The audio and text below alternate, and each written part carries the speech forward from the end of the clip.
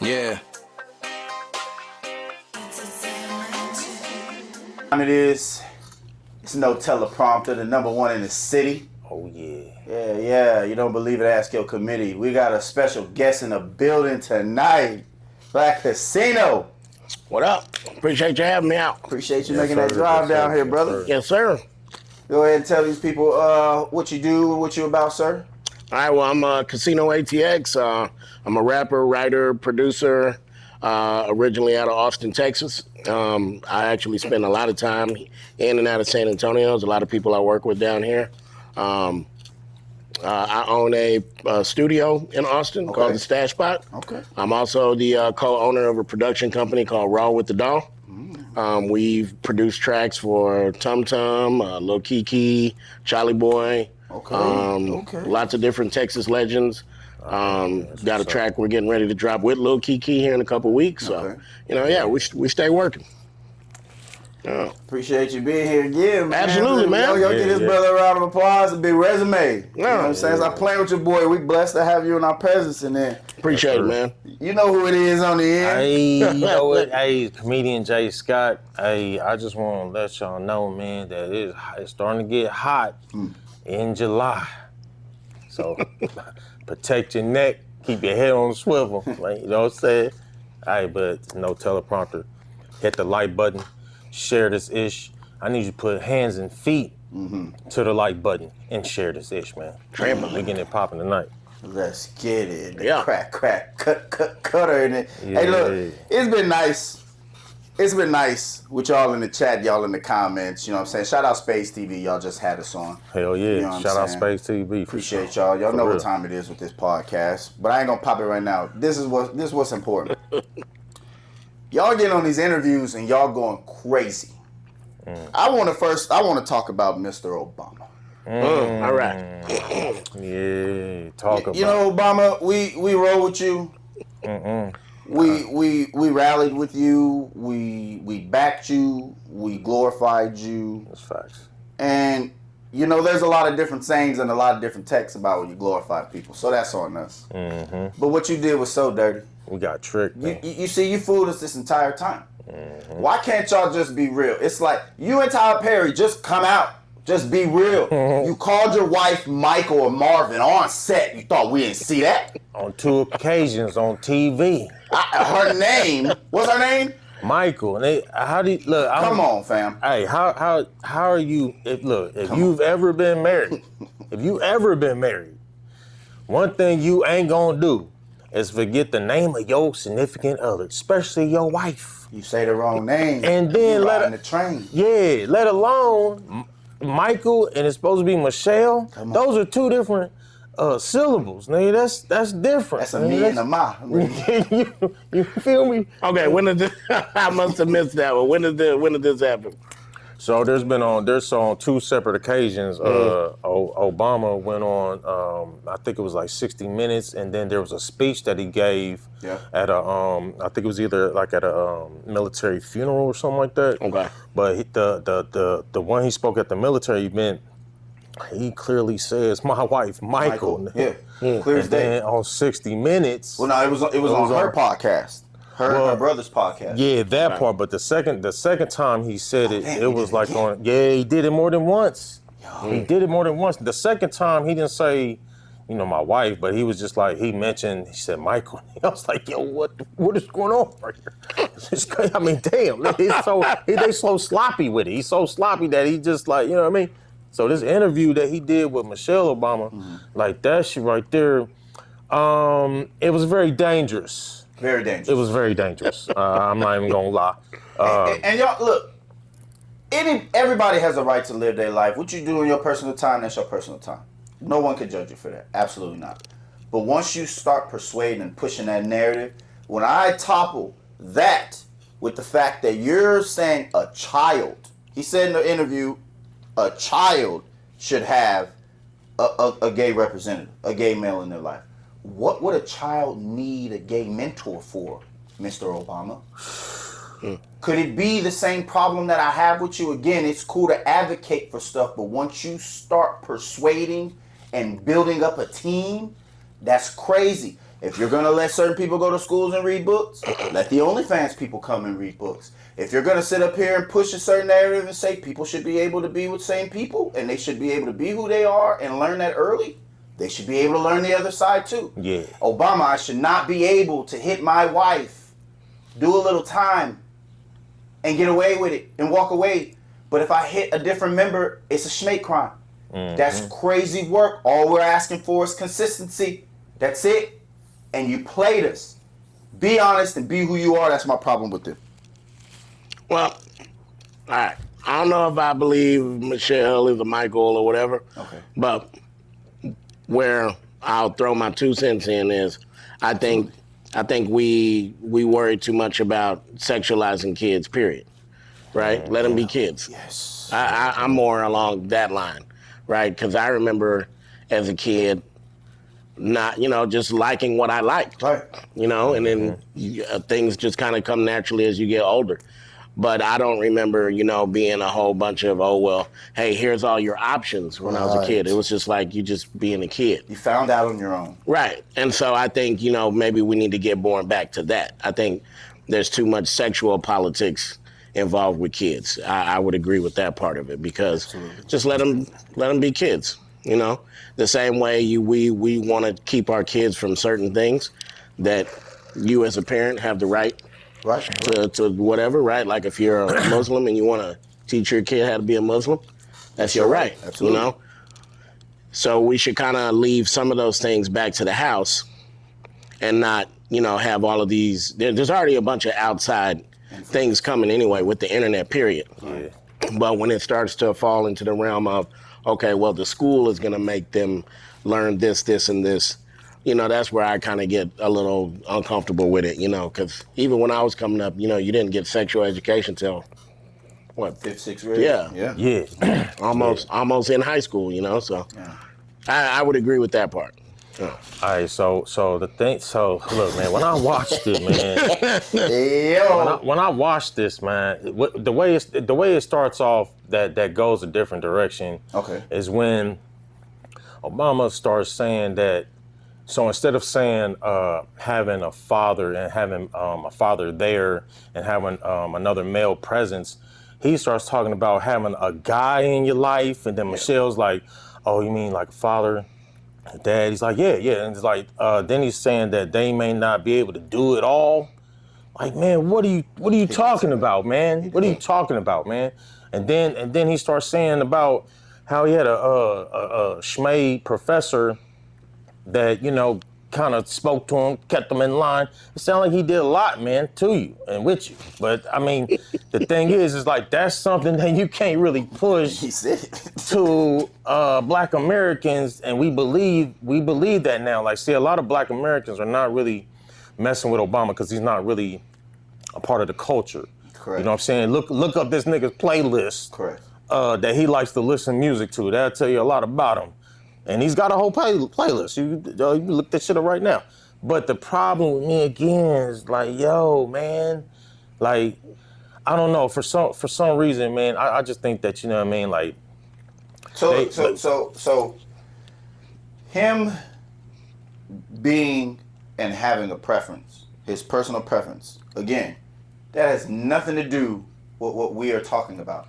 We are talking about when your personal preference, right, gets in the way of you doing your professionalism, your job, your rank, what you were called to do.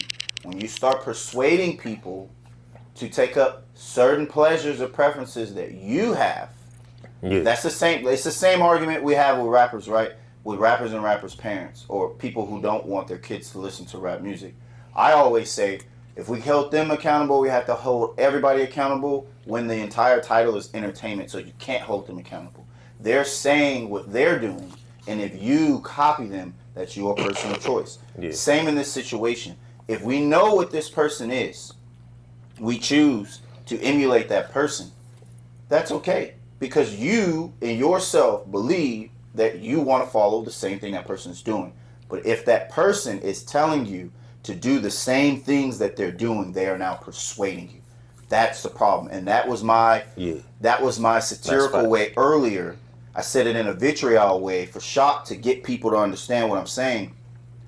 If you allow children to do what remember, children used to get lost. Mm-hmm. You know what I'm saying? They don't know that. Children used to get lost. They were having so much fun. Yeah. Right? They were being in their adolescence. We now, as a society, are persuading the adolescents. Mm-hmm. That's how out of touch we have become with humanity, and that's my way of reminding people, okay, what are your principles? What embodies you? What makes you the person you are? And if you don't have morals and values, you're not going to live a long life, and you're not going to be as effective. Yeah, in my opinion. Because I do remember. I'm old enough to remember that CNN. What was it? CNN. It was that. The channel they had with Obama. So when he was in Illinois, Well, no, it wasn't. C-SPAN? It was C-SPAN. Oh, C-SPAN. There we go. C-SPAN. Yeah. I used to watch. Hey, you grow up about C-SPAN, so when they showed him being in Illinois, and this dude came out and said that he used to smoke crack with Obama. Man, he was doing all kind of homosexual shit with Obama. Allegedly, you know what I'm saying? And C-SPAN let that shit ride, let man. it play. I was like, are you serious? Yes. Yeah. It's probably scrubbed now, but man, that lets you know what kind of time Obama was on back then. And one more thing, I'm gonna land with Obama. There's a couple things. I think Casino will get in there. Yeah, one thing is that, you know what I'm saying, there's things that have happened around Obama. There's people that have been unalived around Obama. Okay. As they're getting ready to put out a tell-all book about Obama, you know what I'm saying? Right. And also Obama was someone who advocated for the black identity extremists. Look that up. Bush Jr. Yeah, Bush Jr. was the one that coined it, and then Obama advocated for it when during his presidency. You know what I'm saying? So he's dangerous, man. I'm just like, go ahead, Black Sam, but I'm just saying, just with all the things you do, Obama, just don't be persuading kids to automatically feel like they gotta have. You know what I'm saying? Yeah. Like that's crazy. My bad. It's kind of weird. Nah, you good. I was gonna ask. So what did you? Because maybe I'm gonna be honest. After Trump won his first term, I kind of backed out of politics because it got a little too crazy for me. I was like so deep in it that I had to step back because I was getting to the point to where I was arguing with family members about who you voting for and all of that. And when I got to that point, I was like, I done got too deep in it. You know what I mean?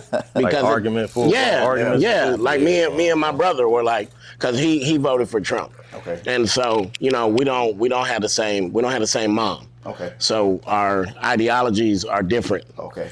But when it got to the point to where we're like, I was like, y'all throwing that dig at him? You was like, man, that's why we ain't got and vice versa. Mama. Well, it didn't get that bad, but it did get to the point to where we're like having heated arguments and then don't talk. Yeah. And I was like, okay, that's too much. And so when I felt it got to that over ideologies, I was like, okay, let me chill with some of the politics. Yeah. So maybe I missed some of what y'all are referring to, but so what was it that you saw recently, and this is for either one of y'all, that led y'all to believe he's pushing a whole narrative of like the LGBTQ, RSVP, RSVP? Well, because, and again, if that's the life you choose to live, more power to you. Sure. But when it becomes a political prowess on things that could have been done for others, or fixing in other holes, you did it for a base. All the laws you passed and levied benefited a certain group. And then now it's coming to find out that you are part of a certain group. It kind of makes the job you did disingenuous. Okay. It kind of leads to an impedance on doing your job for all because you had a personal preference. Okay. So if that's the case, it kind of unravels everything he did because it's like, okay, you did these things because you had an agenda, and that's dangerous rhetoric to have when you have an agenda. But other than that, you said it. It's free game. Hey, you don't like the internet, you should have pulled a Trump, and you should have shut it down so we didn't find out. These 16, 17-year-old, these 13, 14-year-old kids are better than police officers. You see what happened? The camera, just picture being a billionaire and you're at the Coldplay concert. Oh, yeah, that was funny. And you can't even enjoy your time at the concert. Yeah. Because you got a cameraman or a camera woman putting the spotlight when both of them ducked. The camera should have moved. But see, he's salty for that. I felt like that was the part that got him caught up. Them ducking, right? Yeah, you ain't never had to play that off. Smile. Yeah, I'm saying how to play that off so smooth and just. He looked like, cause it looked like old dude hit a back door, like he hit a door. He disappeared. He disappeared. He Bruce Wayne out of there, threw a smoke bomb and was gone. Yeah, I felt like that. Now that one, I felt like that was their fault, cause they could have played that off so different, and it would have just been moved on to the next person. Yeah. Cause I don't think anybody would have realized who they were without them, acting so suspicious as they did. Yeah. But what really tripped me out about that was the lady, she was the head of HR. Yeah. So she immediately out of there. Like, how you gonna tell anybody what not to do when you doing like the ultimate? Doing it. Hey, look, I'm gonna be the bad guy again. I'm with you. As a married man, I'm with you. But she trying to work her way to the top. Hey, look. Both of you were married. It's horrible. Bad. It's horrible. Super bad. That you decided to go to Coldplay. You know you're supposed to go to the low-key spot. Yeah. You know you're not supposed to be anywhere a bunch of people look. Right. And you in your own city. Yeah, that should have been like at the little jazz club or somewhere, Like, come on. We looking at spaceships about 2 states over. Like, what? Like, what was, you thought you was going to go to Coldplay. Did you say that to yourself before you called? Right. And then the girl up under him that worked with him too, she ain't there. She there too. Yep. Yeah. She there too. So it's like, all of y'all, to be honest with you, all of y'all are horrible. I'm going to pass the mic. All of y'all are horrible. Y'all cheating. Like now, like, it's crazy because his wife was a traditional woman. A big shout out to her. Mm. Like, ain't no dirt came out on her. Mm-hmm. I feel sorry for her. I feel sorry for the other dude too. I'm gonna tell you, that shit was so bad. Yeah. That they replicated that in other places. Oh man. That's that game. Memeing it, you know what I'm saying? Like that's how bad that is. You know what I'm saying? Now the internet moved real fast on that one. I've seen so many memes, and before I even knew the real story, I'd seen like 8 different memes. Man, and stuff. But you know what? Shout out to Coldplay. I bet you their numbers boosted like a mug. What? If this was a PR move, it was brilliant. It was brilliant. Yeah. Because you never know, like 4 extras. Yeah. Out in California, has anybody seen his hand? No, actually, now that you mention it, I don't think I have. Has anybody seen his hand? No, I have seen something that he's had. Yeah, he's got something on it. Okay. Yeah, we've seen it wrapped up. I think he's gonna get like a bionic hand. Nigga. He gonna cover it up? Bro, how do you have fireworks? Bro, that's get exploded. Man, that really happened. People have been doing so much dumb shit with fireworks. Yeah. Like old buddy from one of the NFL teams, he had like some kind of eye something, something with his eyes. So bro, you got 2 of them in your hand. Come on, fam. And you extra. You off the bat. Yeah. You off the bat. You knocking heads out in all these different prisons, bro. All these different county jails. You ain't ducking no phase. You big 4 extra. You this, you that, and you didn't know how to handle damn dynamite. No. The internet's a dangerous place, y'all. Yeah, man. It's a dangerous place, y'all. That just don't make sense. I believe it because so my ex is a nurse. Okay. And she would tell me how certain times of the year emergency room visits would spike, and anything with fireworks was one of them. Okay. Because people just be out there wilding. They do. Everybody got drunk, playing around, you know what I'm saying? Man. Feeling a little too good. But a crib from LA with dynamite, do they? Like, run me back in history when Crips in LA was lighting dynamite throwing people's houses. Because how we get from shooting sideways to throwing dynamite. Come on. That's what I'm saying. I don't know.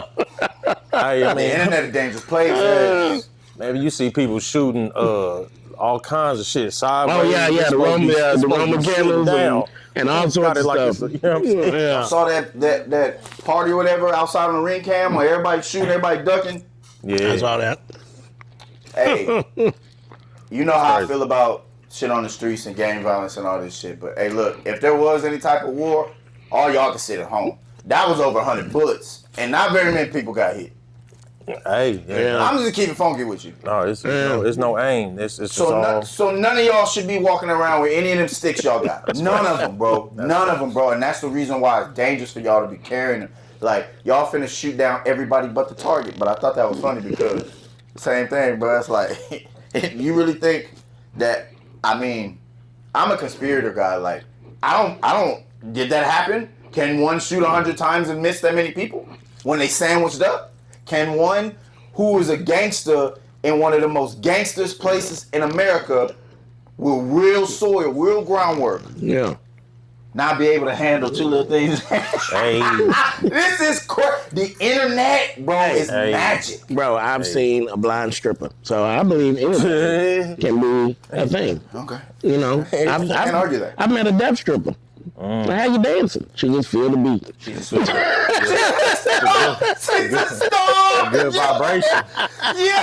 It's a good vibration. Anything can happen. You're in the mean streets of Austin. I don't know if I'd call it the mean streets of Austin. You're in the streets of Austin, and you end up at a strip club. Yeah. How does one casino meet one deaf stripper? Okay, well, you know. How did you know she was deaf? Okay. I didn't at first. Okay. I didn't at first, right? She's good.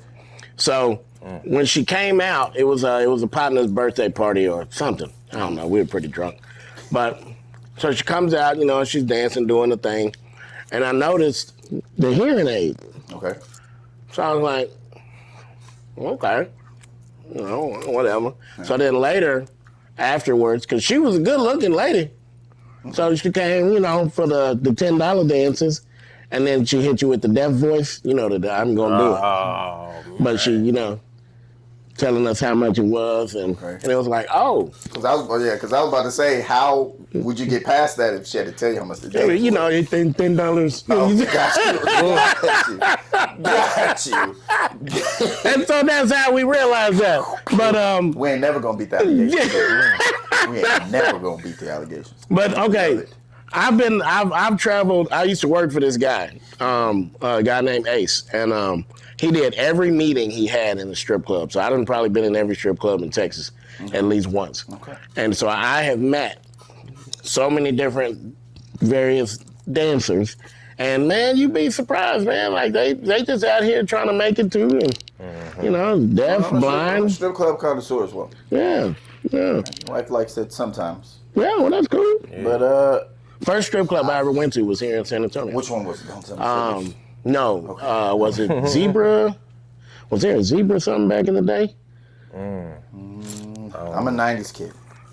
I had to ask my cousin. It was my 18th birthday. He came and got me. My cousins live here in San Antonio. Okay. And he came and got me, brought me up here, and we went to some spot.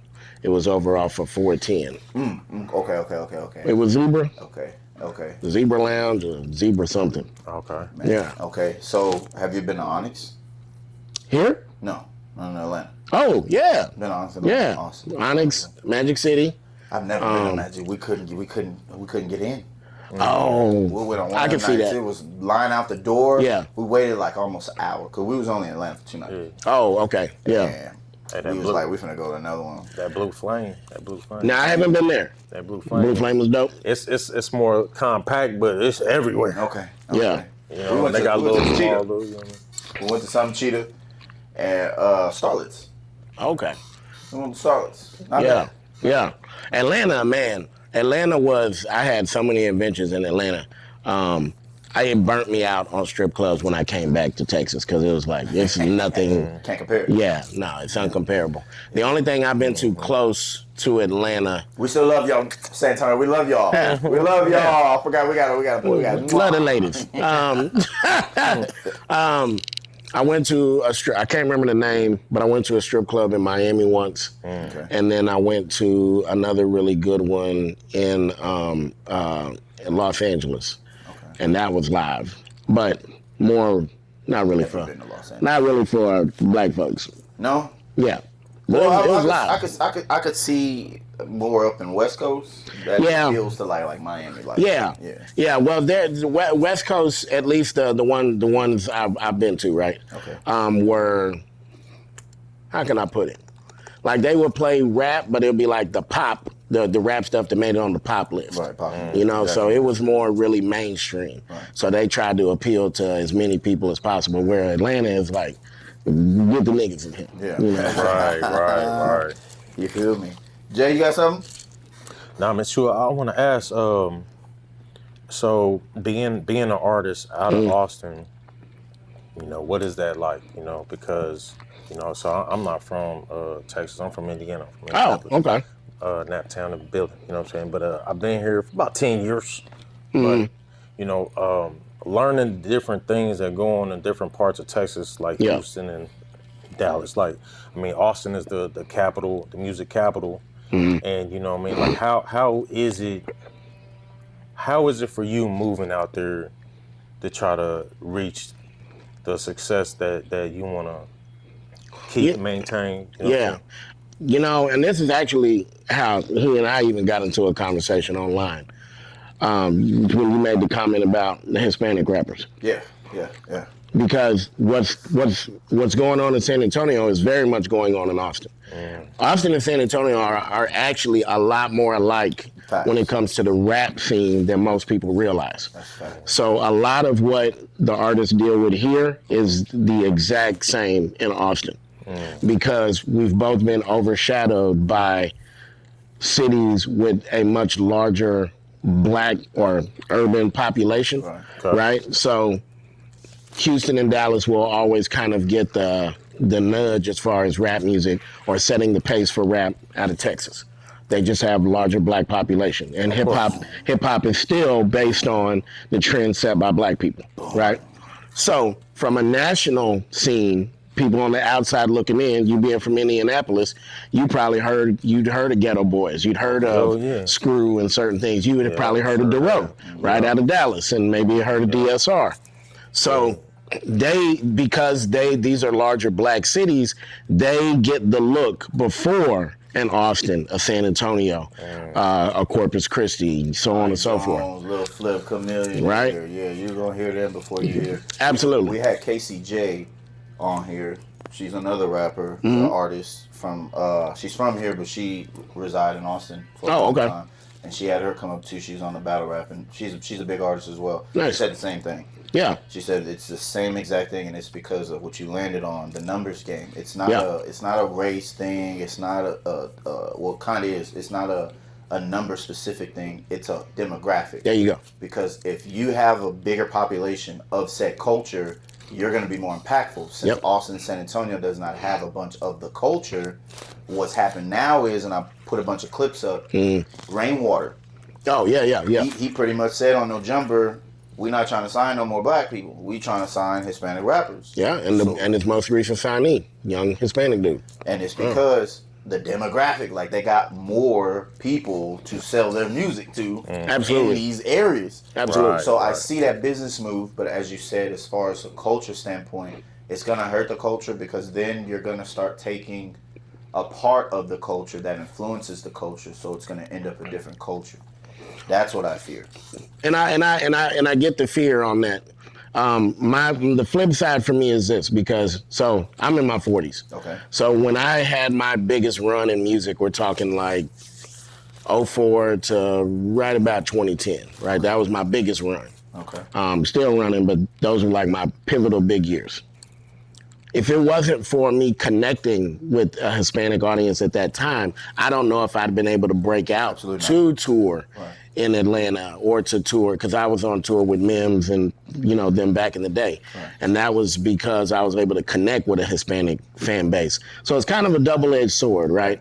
On one hand, we're black, we're the originators of hip hop culture and all of that. So yeah, we have I want to say like an earned defensiveness to it, because like gatekeeping. Yeah, because historically everything we've created has been snatched away from us, right? Facts. So I get that. I get that part of it.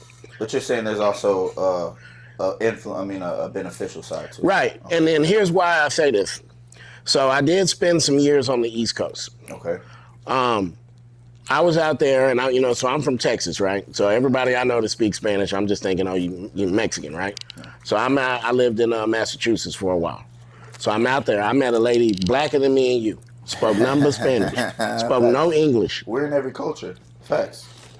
Facts. And that opened my Latino, there you go. Caribbean, like we in every culture. There you go. And it opened my eyes to so many other things. And then when you start studying parts of Mexico, there's people that's black just as you and me. So we're mixed up in all of that. And I think if we can keep certain lines of, understanding there, I don't know if it'll go to the lengths as say it would if other cultures, which that's another conversation. Yeah, but if like I don't see a problem with the unification of it all. I don't see a problem with it's a business, but it's also a competition. Yeah. Rappers who are popular or shitting on the rappers that aren't as popular, they're not making as much. It's a competition. It's a line that's to be told. So I'm coming from the professional side, not the race side. Yeah. I'm not going to tokenize Hispanics, but I got a bunch of Hispanic people that rock with me. Hispanic and white people that pay me to film their kids. Yeah. Right? They pay me to film their kids. So they wouldn't trust me if they thought I had a bias. But it pisses people off because I say it from a business standpoint, and a business is a competition. Rappers have to lose for other rappers to win. Just absolutely. People don't get the job because you got the job. Yeah, no, we're in a capitalist society. For somebody to win, somebody's losing. That's just what it is. So yeah, and I feel you 100% on that. That's the only side I've been coming from. I come from a number side. If there were Hispanic artists that weren't getting as much shine, and all the black rappers were getting shine, there were a bunch of black rappers that were getting shine that were trash, and these guys were getting passed on, I say the same thing. Yeah. But since we're in a place where you have to appeal, like you said, you have to appeal to all, you'd be cognizant, it would be advantageous for you if you're cognizant enough to be aware to say, all right, I'm not going to be able to do the certain things that I should do as an artist in a place that doesn't embody what my message would be. There you go. Right. Even though you can get your message out to all, you're speaking to a lifestyle you live, which would encompass people that are like you or like-minded. And there's going to be more people that look like you than are going to be like-minded when you first put your voice out. Yeah. Right. So to break all that down like that, you got to be cognizant of what's going on out there. And I ain't mad at FOMOB, he getting a lot of hate right now because he said he's Puerto Rican and black.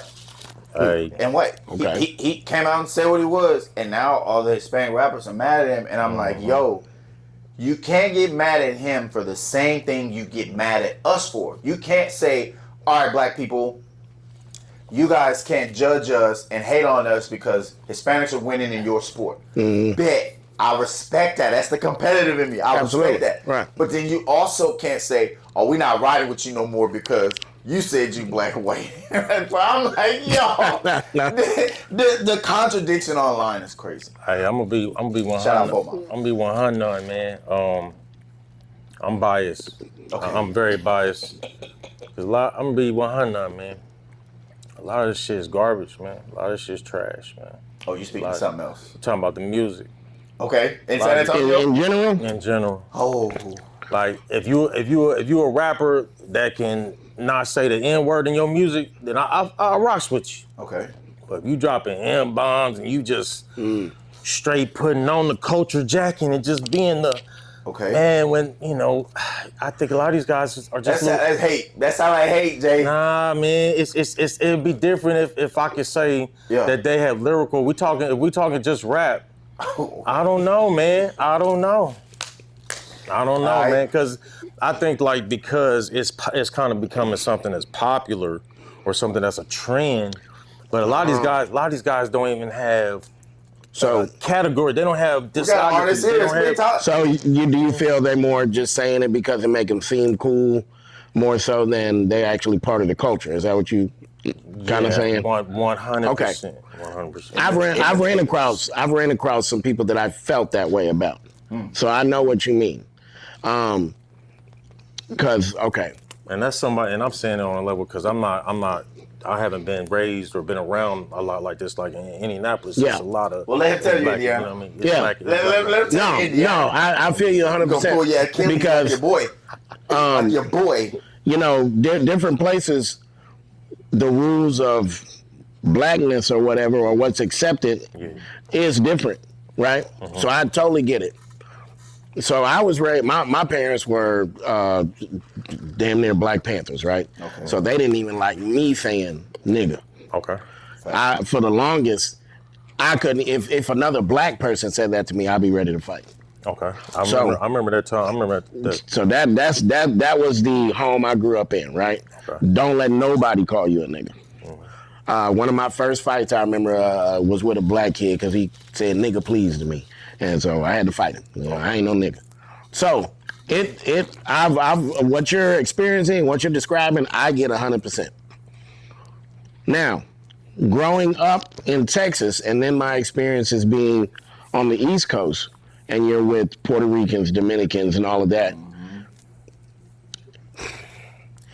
While it's a sucky difference, it is a difference that I know in just talking to somebody when you grew up around this and this is just how you talk, because it's the same way my homie Tyrone talks or Pookie talks, right? Your name is just Javier or Jaime.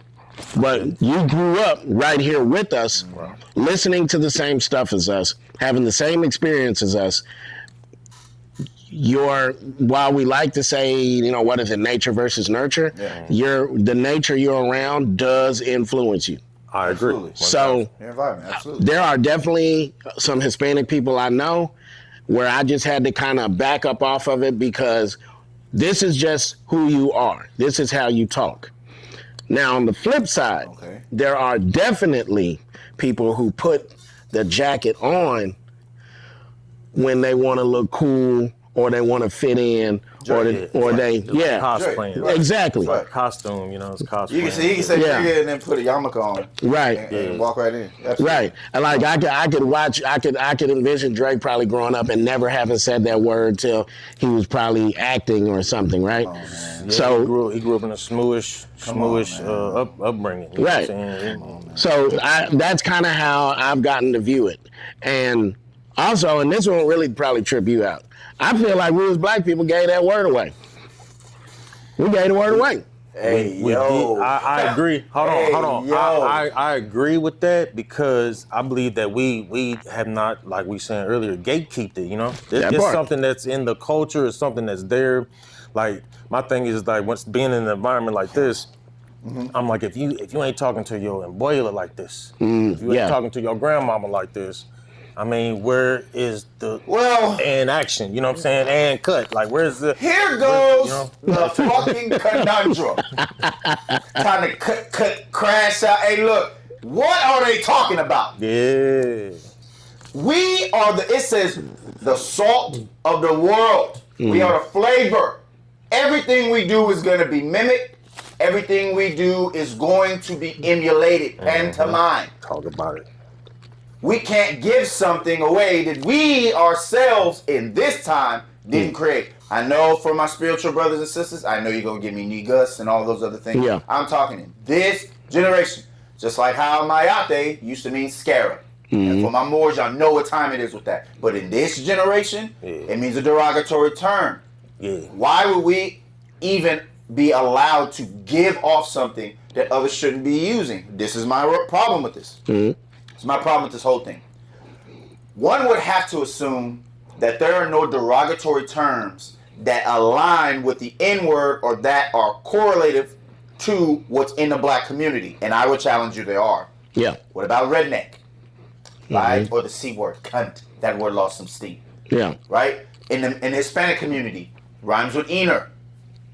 Right? Rhymes with b-hop. Yeah. Right? We don't say those things to y'all because those are derogatory terms in your culture. Yeah. That's culturistic awareness. Yeah. That's how much love we have because we are all. But when y'all get so suppressed mentally that y'all forget that there are derogatory terms in your own cultures that we don't use, you excuse the respect you say you have for us, because I'm not going to say that people you grew up around, they're okay with you using that word. I could never fucking question that. Who am I to y'all? Right. But if you're a stranger and you use that, that's fucking crazy work. Yeah. Now that I'm with you 100% on. You feel me? I don't see black people going in neighborhoods saying, "Oh, he shouldn't call you the N-word." If they are, who the fuck are they in your community? If y'all not riding on them for saying it at the beginning, you can't ride off somebody else telling you that. But if you come at me and I don't know you and you use that, it's the same as calling a spew, or something like that. Yeah. It's the same thing. Yeah. But we don't press people on it. Why? Because they knew that. So they readily put it in the music and said everybody use it so they can't be accountable. Yeah. That's my problem. Yeah, but see, it's hard. It's very, I ain't gonna lie, man, be very, very 100. Okay. It's hard for me. It's hard for me to kind of let it soak in on that being kind of the way they use it and how it's used when, and where I grew up in Indianapolis, you know, the Klan started in Indiana, you know what I'm saying? One of the birthplaces. Yeah. I still remember it being a trigger for me, you know what I'm saying? So it's hard for me to come out here and I hear it, and because usually when you hear it, it's either something behind it. Yeah. Either something about the fight, something about somebody, you know what I'm saying? It's something behind it, you know what I'm saying? Like I remember playing football as a little kid, man, in 5th grade, and I played in a Catholic school that was all black, but it would go to other schools. Huh. We playing, and you would hear, hit that nigga, get that nigga. Hey, it's you know what I mean? So it's like when you come out here and, you know, it's a trigger. It's a trigger. I think we should let go of the word, though. Hey, with you 100% on that. Let go of what it does to us, because it doesn't matter anymore. It doesn't. I know. It's just like you. It's just like you calling a woman a B. If she don't feel the B word to her is derogatory, it don't affect her. We got to stop letting this word affect us, because at some point, I'm gonna be honest. You know it's disrespectful. But if that's all, like, do y'all not know y'all arguing with motherfuckers who can't write in cursive? Yeah, but y'all arguing with motherfuckers who have to Google how to write a check, bro. That's who people be arguing. I be like, that's all they got, fam. Yeah, it is. But and when the Hispanic people be arguing, I'll be like, hey, yo, I got love for you because I'm you, bro. I'll be like, Young Obama is half Mexican, half Hispanic. I mean, half black. He freed all the slaves. The song La Bamba was a chanting. I'm like, you're disrespecting your own people, bro. Yeah. But I don't, you know what I'm saying? I don't go crazy like that, because I don't feel like everybody deserves that energy. They don't deserve that knowledge. They don't deserve that type of time. Like, if that's all you got, let it roll. Yeah, I'm at a point now where because I own the studio, I have a lot of young people, young black people, Hispanics, young white kids. I get a lot of young people come through there, and so I take it as a time to educate. Yeah, you know what I'm saying? Because I am old, you know, I am an unk now. I'm unk status.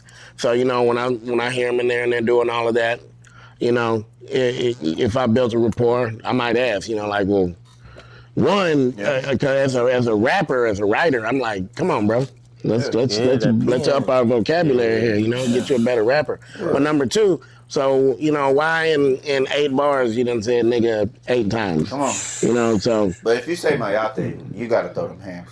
Oh, yeah. That's different. You got to throw them hands. Yeah. But so. If you say mejora la raza, you got to throw them hands. That's crazy work, bro. That's disrespecting the black community. The ones I'll just leave alone after a bit are the ones that almost like they feel like they're entitled to use it. Yeah. Like the one guy that I had to unfollow and just leave alone musically and everything was the dude out of Dallas, Jin Lee. Oh yeah, I was just like, that's a clown. Like, he was making good music too, though. It was. It was making good music. But that was like, it wasn't even so much that he used it. It was his response to it. He was trying to build off that base. And it was like, you know, ain't nobody gonna tell me what I can or can't say. So you mean to tell me if I got a 60-year-old black person in front of you, or an 80-year-old black person that actually marched for some stuff, and they're like, hey, don't use that word around me. This attitude you're gonna have? Yeah, no, I'm good. Is he the one that was, but is he the one real quick that made the whole crowd say it, or was that a different rapper? I'm not even sure. One of the white rappers at a show, like, had the crowd say it with him. Oh, yeah. I don't know. I was like, all right, bro. I mean, That's why I feel when these things happen, man, when people react and say stuff like this, it only means you can do it from where you from. Oh, yeah, You can't be saying like you can just be entitled with it and then all of a sudden you in the city trying to perform. Yeah. I like that messes your bag up, man. Yeah. Because the climate is different now. Yeah. The climate is different. Like, man, Black Americans is at these places, and then you look what happened to Fat Joe, man. Like, if we ain't rocking with you, and then you online talking crazy, we ain't about to be successful. Could you be successful if you deep down? Could you be successful if you really hated other races? Like, if you like, I'm not gonna mess with this race. Yeah. You could be successful if you're like, I'm not gonna mess with this race. I don't think a Black artist could be. Yeah, because it's different. But I definitely think a white artist could be. Come on, that oven ready. It's 450. Go ahead. Come on, you. I mean, well, look, you got. Come on. What's the guy's name? He does all the raps, but they're all like MAGA raps. There's a MAGA rapper. Tom McDonald. Oh, yo, they said he a MAGA rapper. See, that's what I'm saying. This shit crazy. It's crazy. That's where we at with Yeah, this, right? I'm not saying that he's blatantly said he hates Black people or anything like that. I don't have to. I don't. Right. But you could definitely. Okay, here's a better example. Remember the country guy, like right after 9/11, and he like all. Nas X? No. Toby Maguire. You remember him? Toby. Yeah. All of his music, his whole aesthetic, everything was just like purebred American white guy. I ain't with none of that other bull crap. You know what I mean? I remember what you're talking about. If he would have came out and been like, yeah, I don't like wiggity boogie niggers and all of that, I don't think anybody would have batted an eyelash At all. And he would have just been on and continued to have success. You're right about that. So I think there's realms of privilege still in this country to where you could take a anti-racial stance and still be okay. Now, I just don't think it could be a Black artist.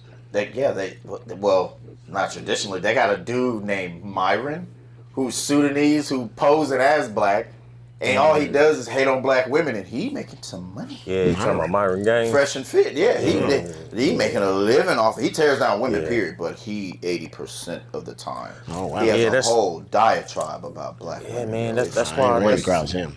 That's why. You gotta get clowns like that off the internet. Yeah, man.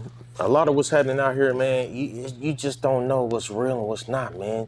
You don't know what's make-believe, you don't know what's made up, you don't know what's virtual, you know what's AI, you don't know if it's staged, you don't know if, like, you know what I'm saying, because at this point, man, they pushing the envelope with a lot of this shenanigans out here, you know what I'm saying? So I wouldn't be surprised if that happens at some point. You know what I'm saying? Some countries start drop the N-word and one of his songs, the crowd quiet a little bit, and somebody gonna be like, yeah! And then everybody just start cheering like a goddamn movie, man. Like I can see it happen because there's no boundaries. You just need a little restraint. On the shit now, man. It's no boundaries. That's what the basketball players are asking for. They asking for a little bit of restraint. You got the crowd, you know what I'm saying, disrespecting the players when they playing, trying to come and fight the player like, this ain't the circus, yo. Like, y'all gotta have some restraint. Yeah. You know who else gotta have some restraint?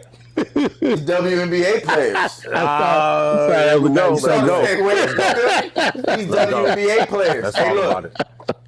I got daughters. I'm not gonna say this every time. Y'all just gotta stop being so sensitive. I advocate for women, and if you don't think I do, fuck you. All right? Yeah. But when it comes to business, again, there's a consistency. I'm a business guy. If you're going to try to make money, you can't lie to people and have them like capitulate to your ideal of what a successful business is. In a business, you're competing, period.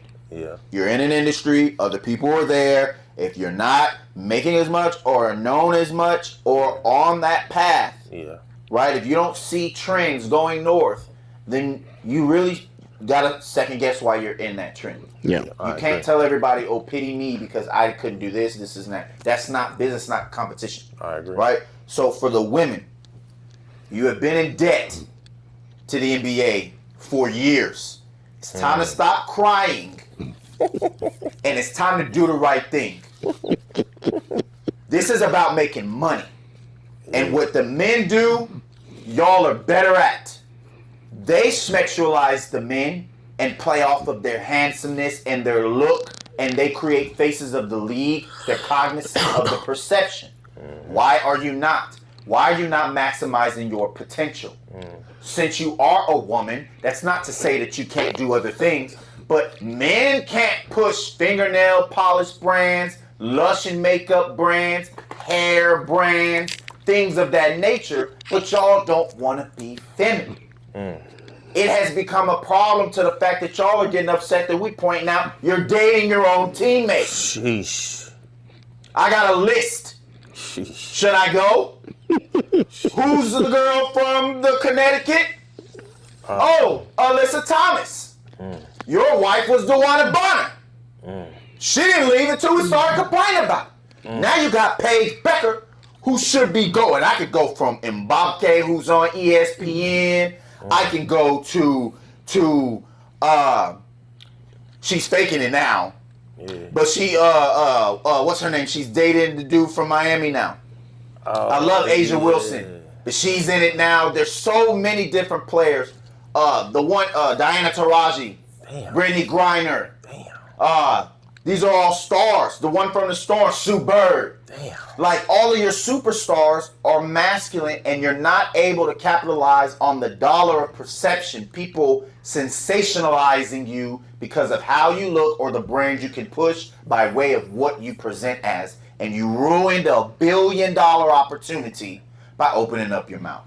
And if you don't like what I just said, do the math. Who's pushing nails? Who's pushing hair? Who's pushing Birkin bags? None of y'all pushing Birkin bags? Damn, and at the end of the day, let's keep it P. Who pushing P? Because I guarantee if you start pushing the beautiful women, the attractive women, you will start getting money. And if you don't like that, guess what that makes you? It makes you uncompetitive. Doesn't make me misogynist. It makes me a situational awareness person, because I know in business you have to compete. And if you're not willing to do what the other side will, they'll beat you. That's winners and losers. There's no more of this bowing down and capitulating to the victimness of anybody saying we got to do this, this, and that for you to coexist. If you're going to compete, let's compete. And if you're going to compete, you got to do what the other side's willing not to do. And the NBA is doing that. And until the WNBA gets some sense and starts getting marketing and advertising dollars from brands like purses, hair, and nails, stuff the NBA cannot, you will never compete. And that's just me giving game. Because that's the same shit I'd say to my daughters. Hey, that's that krashoutkudi shit right there. I ain't gonna lie, I had something, but after hearing all that, I ain't even know. Got nothing. God damn. If a dude at the school trying to approach my daughter, and she try to box him head on, and he's bigger, and she don't do what she's supposed to do and knock him in his nuts first, that's her doing what it takes to do to win. Bars. Yep. I guess okay, so I don't really, I'm not even a big sports person. I watch boxing and MMA, right? So that's what I watch. Okay. Those are my sports of preference. So, because those are broken down into very specific things, and what I noticed is, like, MMA is a great example. Yeah. Those women are pretty hard looking because they fight, right? You're getting punched in the face and all of that. Yeah. But while they may not make as much, the opportunities are still there, and they seem to run with it and go how they can. And to your point, the ones that have leaned into the more feminine aspects, like your Ronda Rousey's, it was the Brazilian girl. She was real pretty a few years back. But anyway, I know what you're talking about. Yeah, the ones that have leaned into that, boom, they explode into superstars. Rousey in movies, right? Yeah. Right. So what I think we're really dealing with here. She was pushing. Yeah. Pushing P. Yeah. Millions. Even Carasso, who is a buff lady. Pushing P. But she putting dresses on. Yeah. So I think really what they're battling against is kind of American equality goes up through school. Okay. So I understand. Yeah, there should be opportunity, girls, boys, sports all through college. Absolutely. But after college, these are jobs. Facts. And what I've noticed is because a lot of them do it now. What's up? They'll play overseas and make really good money. Oh yeah, tax-free. Because over there, for whatever reason, those societies, they are more attracted to watching just the game or whatever. It's less tangible out there. Yeah. Whereas here, It's everywhere. So I feel like, I'm not saying that, anybody can have whatever stance you want, go for your fight. Yeah. But I don't know if they're looking at it from a realistic standpoint. Kind of like what I was saying about the T-shirts. Right. I didn't think that was if that wasn't the right way to go about your battle. Having a shirt that says "Pay me what you're worth," when anybody can pull the numbers and show like, okay, well the numbers ain't matching. The NBA, the plug Yeah. been fronting you pounds for years now, and just Right. because you started bringing in some surplus, Yeah. now it's like pass. You can't do this till they're like 5-10 years consistent with it. I'm gonna say, Maybe it should've been a different approach. I'm gonna push back. I'm gonna push back like I did earlier. Okay. Go ahead and get that shit negotiated. All right. Get that bread, ladies. Hey, yeah, if you can get it, by all means. You know what I mean? Because You think now you gonna get some the WNBA, I believe, is about to be on fire. Especially what's the old girl that played for USC right now that tore her knee, whatever. When she get in the game, like man, it's gonna be more other players that I believe are going to turn the WNBA into, kind of like the NBA, but more shooting. Oh, they more, got talent, definitely. You know what I'm saying? Definitely got more talent. like out here dribbling crazy. Like it's gonna be. I think it's gonna be something that's more entertaining. And the names they're gonna be able to market off these people. So like I said, they dropping these shoes. You know what I'm saying? I mean, the Caitlin Clark's out, man. Drop. I'm getting them. You know what's crazy? I believe them. Yeah. But I also watch. That's like saying Cheryl Swoops, Lisa Leslie, like I said, Sue Bird, Diana Taurasi. Yeah, they should be my getting. homie, who's on the set? They had shoes too, didn't they? Who's on the set with Shaq and all of them?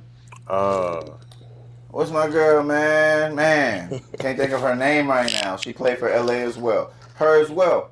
Candace Parker. Yeah. All of them. Phenomenal. Asia Wilson. Phenomenal. I watched the game. You're telling me, by you saying that, it's like there wasn't talent back then. But guess what, guys? I mean, ladies.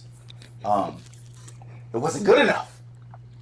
All of your talent isn't enough. The NBA spends more in marketing dollars than they do on salaries. Can you go look up that fact? Yeah.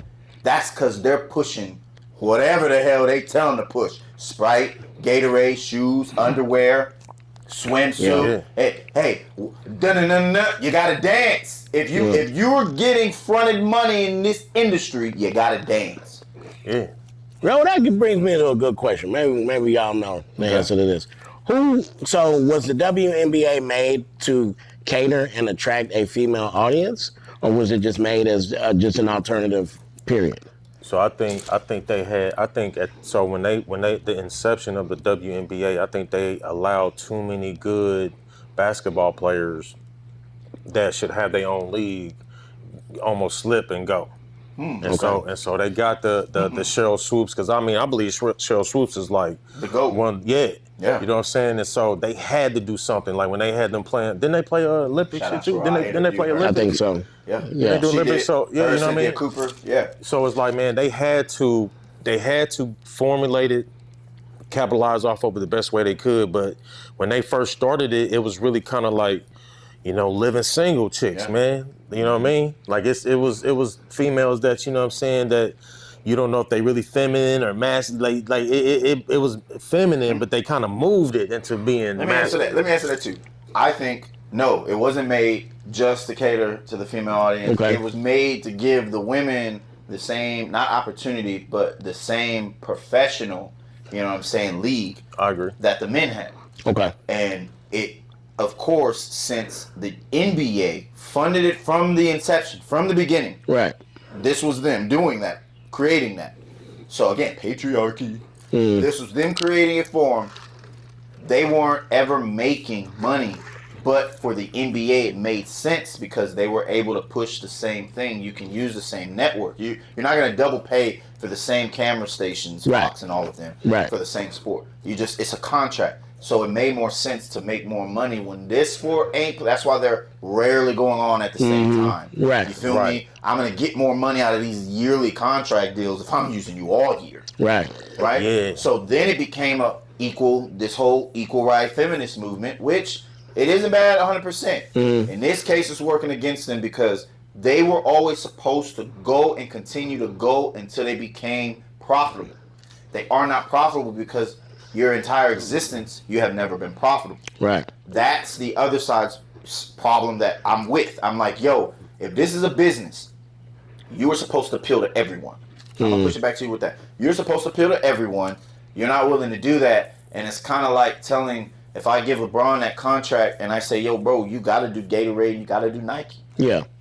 And I'm not doing Nike, I'm not doing Gatorade. You put the owner, like, I already invested in you. Yeah.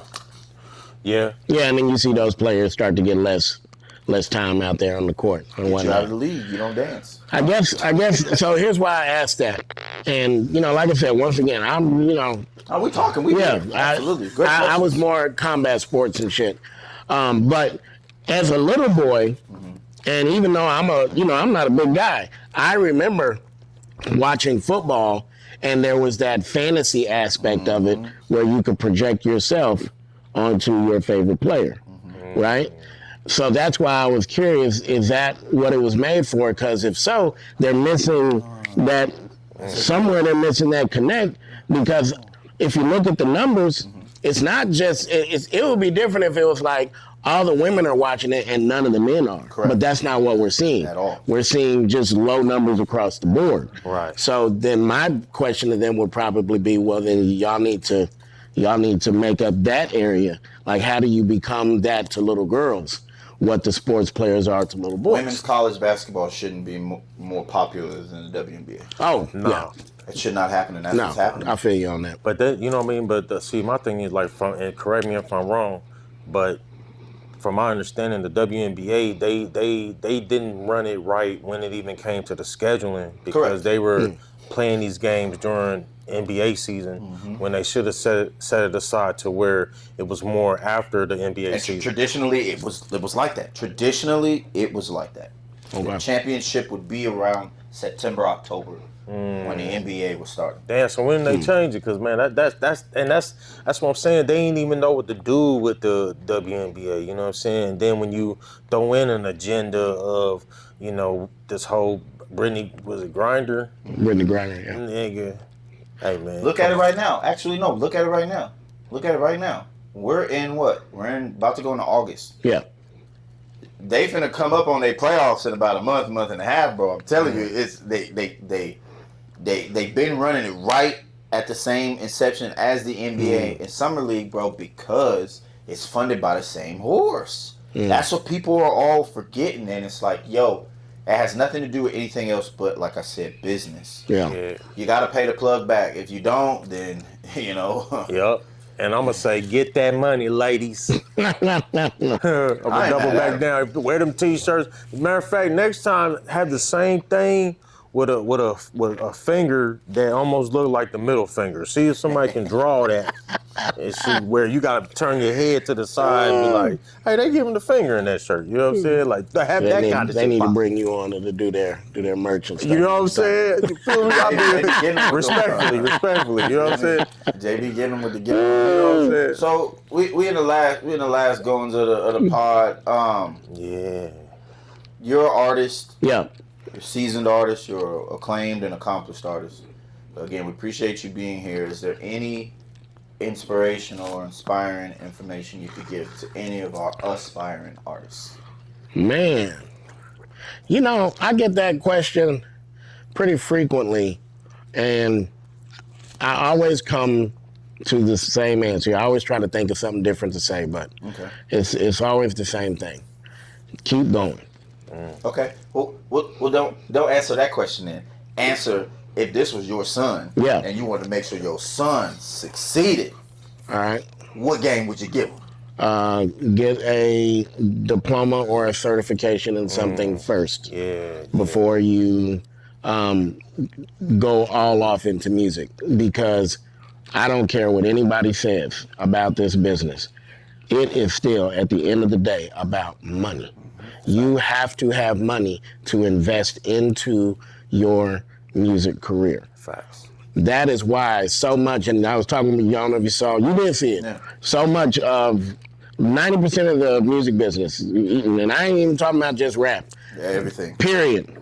90% of it is funded off of either current criminal things or was started off of criminal things. Absolutely. A lot of people forget the whole bootleg business when alcohol was illegal. Speakeasies. Funded music careers.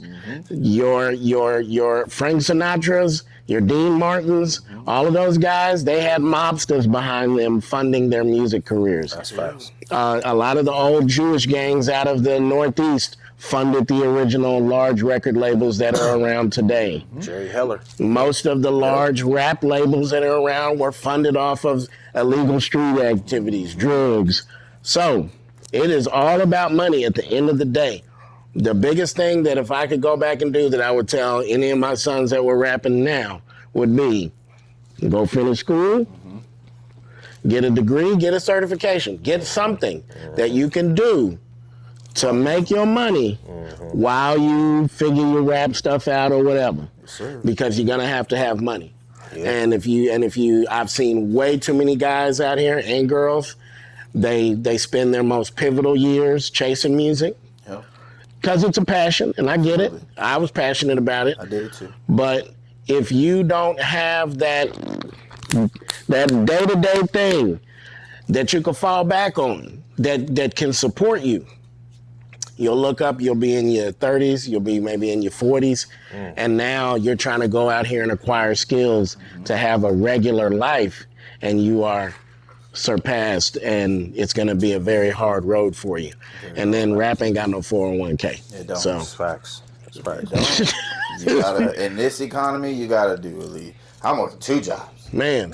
In this economy, but I got 5 mouths to feed. I got 4 daughters and a wife. So in this economy, you gotta make at least 80 to 100. Oh man. For that type of shit. And if you making music, you gotta lead. You to be successful, paying, advertising, marketing, blah, all this other stuff. You gotta at least be bringing in 6 figures. Absolutely. Yeah, got to. Now the flip side of that, and I do want to say this because I don't want to end it on a negative. And this is the other thing I'll say that, and I think rappers in particular overlook this the most.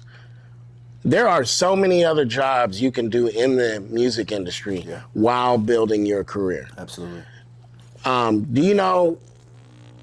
So, like I said, I had my height, in the mid to late 2000s. That was, I had a big song, hit Billboard, all of that, right? Made some good money.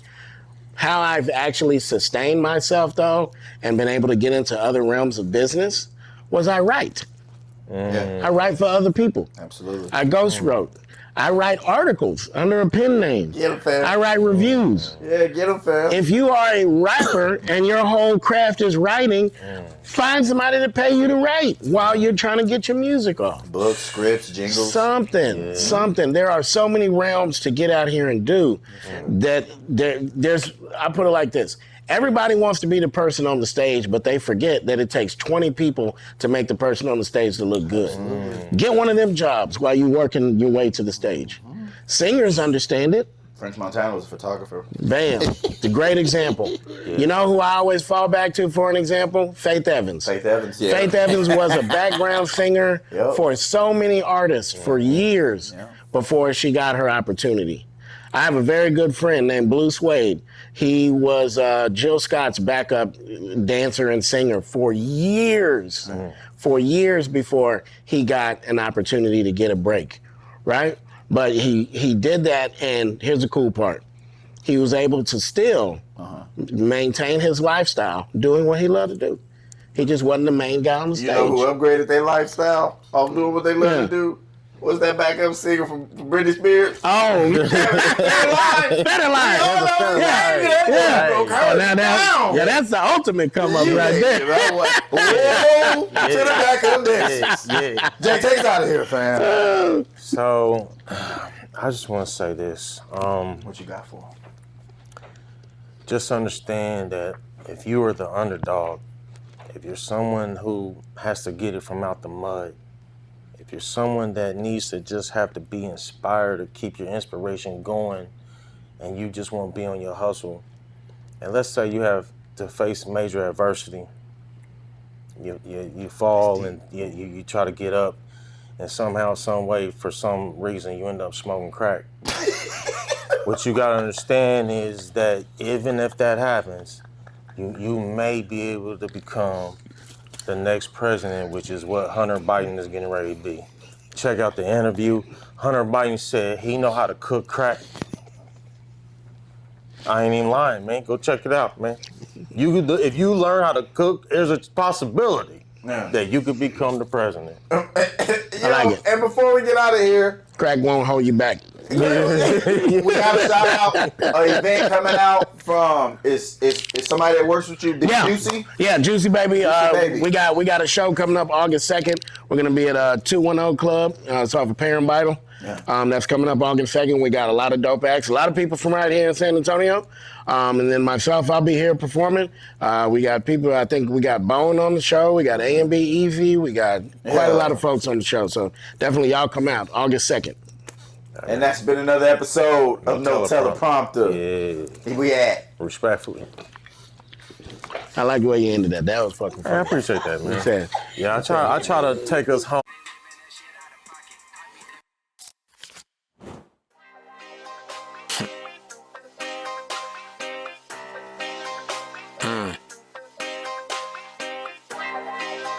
Yeah.